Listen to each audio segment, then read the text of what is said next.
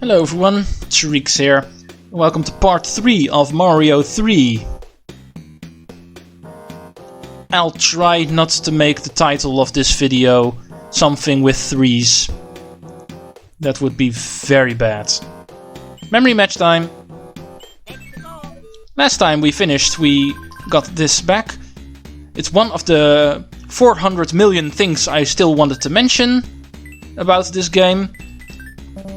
And that is what exactly determines what spawns this minigame. Well, it is your point total. As you can see, I have 60,000 points now.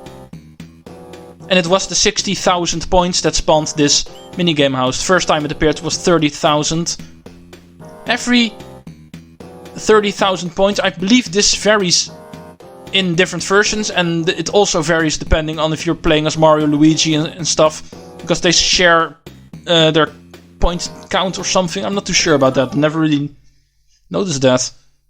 But anyway, there is a certain number of points you need to get, and every single time you get that point count, the memory match appears. Thank you for that. Yeah, there's a wind section here that you need to jump over. And I am a pro at jumping too late. Just saying that now. There we go. Man, I got really high. Right, then another mechanic appears. The sun. And you can actually kill the sun. I always kill the sun. It is of course a very well known mechanic in Super Mario Maker 2. But it originated in this game. It is in fact the only course it appears in. The sun that starts swooping down the screen, trying to kill you. Yeah, Mario obviously has a different kind of coin and point total. So they do not share. The same is the case with their lives, because as you can see, Mario and Luigi both have different numbers of lives. So nothing is shared. I said in the previous part, they do not share their items. But that's an understatement. They share absolutely nothing. Mario has his own life count, he has his own coin count, he has his own score, his own point counter. They're all Mario and Luigi's separate things. I don't like this level. I have to do this one twice because it has two pathways from beginning to end. I'll just do it. That's the price you pay for doing games 100%. Does not only mean clear everything, it also means show everything, at least as much as you can, without interfering in clearable things. For example, the very first fortress I did in World 1, one where I actually skipped the normal exit, the first boom boom fight and everything. But I kinda had to there, because there are two exits there. Come on! There are two exits there, and you can only do one of them. If you clear the level's gone, until you beat the game entirely. So you cannot show both of the exits there. Right, this is the first part. This is where they meet up. If you take the bottom path, because you cannot fly or simply do not have the brains in order to understand that all the way to the left of the screen there are some blocks going up, and you do not understand what that means, well, it of course means fly up here. And there's a different course entirely. I love how this game introduces this aspect. The same course, two pathways, and because of the two pathways, it gives the course replay value. You can do both of them. Not in the same playthrough, of course, because once again, clearing this course makes it clear for good, at least until you clear the game. So if you want to do both of the sides, you have to do it like I'm doing. Do one part, then backtrack to the beginning and do the other part. Normally, Don't do it like that. Just clear a level. I'm just doing it this way because I am trying to show off all of these things. And I don't really feel like clearing the game regularly the first time through and then doing bonus parts and going through all of the levels that have multiple pathways and showing off the multiple pathways that way. That would be weird. Even though I'm pretty sure some people probably did it that way. Do Mario Bros 3 in 2 separate plays. And do the first play clearing any level with any given pathway. And go through the game again. And every level that has a split path, do the split path the second time. Chain jump, huh? Guess what game introduced the chain jumps? I guess they're famous now. I guess everything from Mario 3 is famous now. Ah, come on! Oh, mamma mia. Part 3 is noted. And with that I mean I was trying to do this no death run, because I know I've done that before in this game. Never really thought that would be happening, because I knew I was going to be distracted way too much in order to concentrate enough. Right, funny thing. He is stuck. And the other one despawned. There you are. Why don't you join your friend? Bloop! Can't resist, I always do that. Don't you love when you can toy around with the physics in a game? Anyway, there's a secret up here. Right, talking about the no death run. Because I knew I wasn't going to be able to do this no death.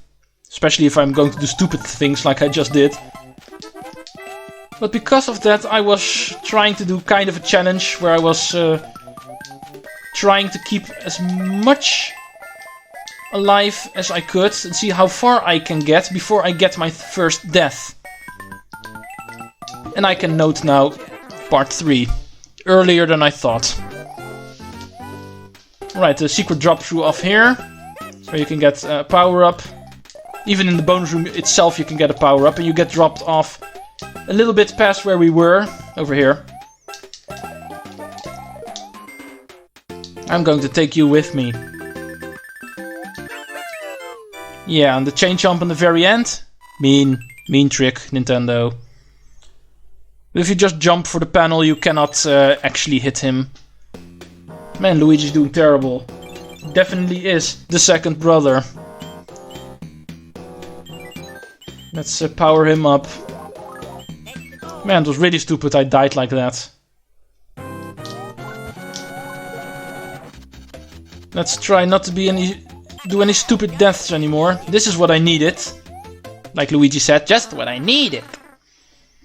Right, we get another spade house, which is turned into a heart house now, because we successfully finished the previous one. If that happens, it upgrades. It only does it in this version, by the way, so don't try doing this in other versions.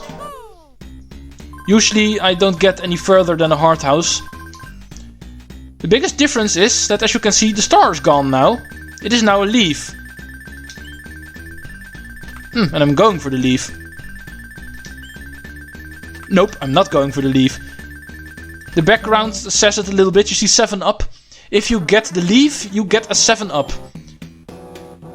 And if you manage to get any of the... You don't necessarily have to get the leaf or anything.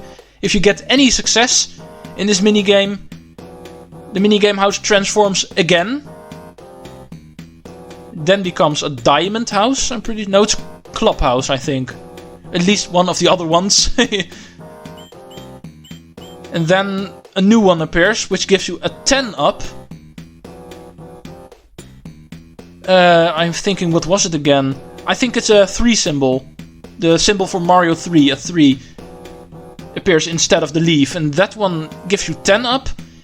And if you're able to get the, let's call it the third mushroom house, I'm not too sure if it's the club or the diamond.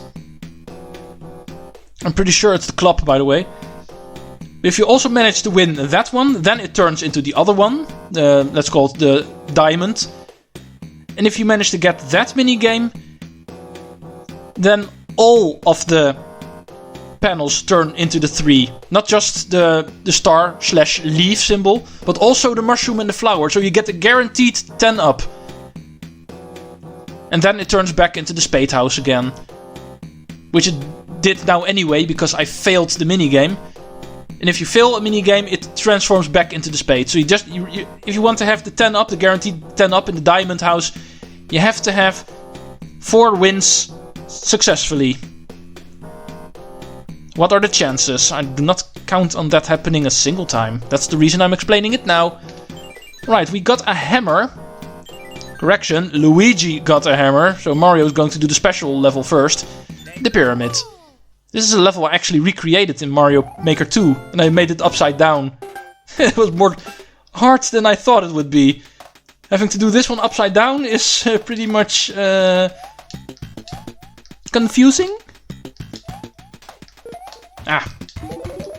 There's more of them. Yeah, this makes use of the new mechanic. You've seen me use it multiple times, but I haven't really talked about it. The new mechanic in this game where you can actually pick up items. Most notably the shells of enemies, whether it be these bossy beetles or just regular Koopa Troopas. You can actually pick them up, kick them around. In this level you actually have to use them to get rid of some of the brick blocks in order to progress. However, you can always cheese it, of course. That's why we love Mario games, because you can always cheese things in Mario games. If you have a raccoon leaf, or a raccoon tail, I mean, which I do, you can also just use your spin attack to get rid of them. This is what I consider the spin attack.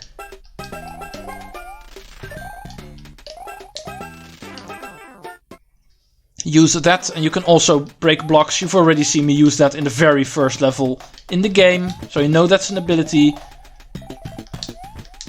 So if you have your raccoon tail, this is also a way to progress. Otherwise, use the buzzy beetles that are given to you. Hello, Mr. Boomerang Bro, and goodbye, Mr. Boomerang Bro. Alright, now let's use that hammer, which Mario did not have in his possession. But he, Mr. Luigi, does. Sometimes on the map you can find these rocks. Some of them you can't break, like the ones you see to the left of me. But sometimes they actually are on the pathway of the overworld map. You can recognize one in the... well, I'll just go to it. I was pointing towards the screen, as if you can see what I'm pointing towards. As you can see over here is one as well. This one is clearly on the pathway of the overworld. If you move beside these rocks and use a hammer, you can actually clear them away. That one is obvious, even though that one is pretty useless to take away, because you can just go around it if you bother to clear some levels. Man, how lazy must you be if you try to skip over some of these levels, even though this is the only one that has killed me so far. But anyway, some of them are a little bit more hidden. This one is not as obvious. It seems that it ends in nothing. There's just a palm tree to the right of it. However, this is actually a rock you can break. And the world map continues more to the right. There's two things over here. One is a unique fire bro. This is the only one in the game, an overworld fire bro. Of course there are fire bros in the regular levels, but this one is the only one in the overworld. Let's clear him out right away. And this is the reason I always want to go here, because this is, because of being an overworld level required for 100%. And this gives you the third and final whistle in the game. There are 3 in the game. And I've got all 3 of them. Right. One other thing is this mushroom house. And it's kind of a special mushroom house. This does not give you a random item. Mushroom, flower, raccoon leaf. No, this one gives you the first suit of this game. Another thing this game introduces: suits. Special costumes which function as items. The first one being the frog suit. It is a frog. So, obviously, it's going to be used in the water. So I will not be talking about it until we get into the water. And if you know this game, you know that's not going to take very long. I'm not going to read this dialogue, because I already did. All of the dialogues in the castles, whatever world you go to, are the same. And this king is also transformed into a Super Mario 2 enemy. This game is really trying to remind us about Super Mario 2. Yeah, I like the cameos. That of course counts as a cameo. You can actually fall off the airship if you're fast enough. On the left side. I can beat you, auto-scroll. Man, I've been playing a lot with auto-scrolls in Super Mario 2. Super Mario Maker 2. Not Super Mario 2. That's something different. I do kinda like these airship levels. The traditional castles that you normally have. With Mario 1, Super Mario World, and the new Super Mario Bros. Series all do it. The final course in a world is always a castle. But Mario 3 makes an exception to that rule. Oh, we have Rocky Ranches now. Yeah, the Rocky Ranch also originated from this game. Whenever they peek out of their little holes they're hiding in, they throw wrenches around. That's the reason they're called Rocky Wrenches. Right, second Koopaling, Morton. Morton is a little bit of a heavy guy. The only one of the Koopalings who does not have yellow skin for some reason. He has brown skin. It's a little bit colored in differently in this game, but nowadays we know him with brown scales instead of the yellow ones, which Koopas traditionally have, including the Koopalings. But other than that, if it comes to the fight in this game, not too much different than Larry was in the first world. Despite him being one of the bigger Koopalings, he does not have the stomp attack that some of the other heavy Koopalings have. I can understand why, because it's only the second of the Koopalings, so I think they didn't want to make it too hard, but they could have just put him in a later world, but still. Greetings! The white block contains magic powers that will enable you to defeat your enemies. I have enclosed a jewel that helps protect you. Princess Toadstool. Thanks for helping us. Even though you're not really helping me, because this is another useless item. Nah, of course it's not useless. It's useless for me, because I'm not going to use it. This is actually an item that allows you to skip an entire level. We just got the music box, which allows you to skip overworld events, like the Hammer Bros, most notably. But there's also a way to skip entire courses. This cloud is actually the thing that you use to do that. Whenever a course is too tough for you, use the cloud and you can just go over it as if that course is not there. This is something I can show off. In fact, I can also show off the way the music box works, because the time I get to the Hammer Bros, it has run out by long. So Luigi's the one who's going to show that, of course, because he's the one who has it. This is what the cloud does. If you pick it, you turn into one, and you can go over any level and skip it. But because it's a 100% playthrough, I'm still going to have to do the level, but it's easy, just go back onto the level and play it anyway. First level. Underwater. World 3 is the water world. And let me tell you just one thing. Of all of the underwater themes in Mario, this has got to be the most relaxing one. Even though underwater theme from Mario 1 is world famous, this one is so amazing. In fact, I'm going to shut up for the rest of this course. And I'm not going to even talk about any new mechanics. We will see them in other levels.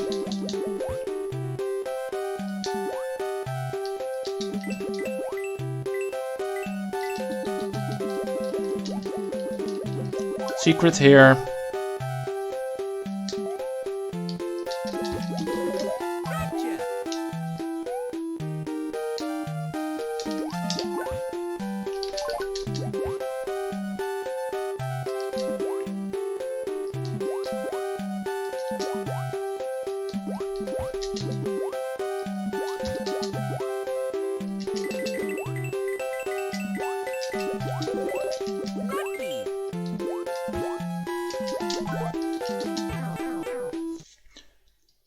Alright, I dare you to say that this game of this music is not awesome. For some reason I always have a thing with underwater themes. I don't know what it is. I know I'm not the only one. Man, underwater themes, they always do it for me. My time is up, so I don't care about this minigame. I'm not going for clearing all these minigames anyway, because I can't keep all of these items anyway. Items do not really count towards 100%. They're just there to help you. I don't really think it's necessary to get all of them. And you get so many items anyway that I'm going to overflow my maximum number of items I can carry anyway. Because these 4 bars you see, which you can fill up with items you can get throughout the game. Yeah, that's all you're getting. There is a limited number of items you can carry. And since I rarely use them anyway, this game is not a challenge for me. So I rarely use any items. So I'm not gonna care about scoring those items in those minigames. 1-ups, that's what I want. That's something I can use. And not even that, because I'm not going to game over, come on. What do you think I am? Thanks for watching, by the way. Treecks out.